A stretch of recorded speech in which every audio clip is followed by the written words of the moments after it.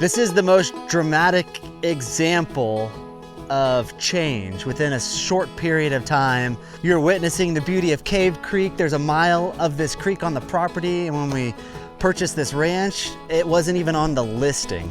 It was only within the matter of about 2 years that the seeps started to rehydrate this landscape. When we thought about regenerating this land, we really thought about the soil health principles and what that really meant for fixing water cycles and nutrient cycles. After about 2 years, we started seeing water show up in this dry creek, which our neighbors had said hadn't flowed in 40+ years, and they never anticipated it flowing again. It really proves that we have fixed that water cycle in certain parts of our property that have made this retain the water for so long. So there's a term called effective rainfall, and essentially it boils down to your ability to efficiently capture and utilize and hold rain. When rainfall is able to infiltrate into the soil and go deep down, it's going to be refilling our dry creeks through seeps and springs. Contrast this to conventional management of land.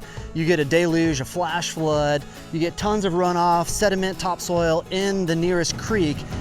Water's rushing through there. You're not holding any of it. It's all leaving the property, and then the sun comes back out, and in 3 days they're back in a perpetual state of drought. And so when we get 4 to 6 inch rain events, we're getting a lot of infiltration up on the land, and our creek is remaining really stable. Really thanks to the bison and the hard work that they're doing to stabilize our grasses and grow more grasses and help stimulate those roots and have more water infiltration and through the beautiful aggregated soil and allow that water to really stay within it and recharge these springs and seeps.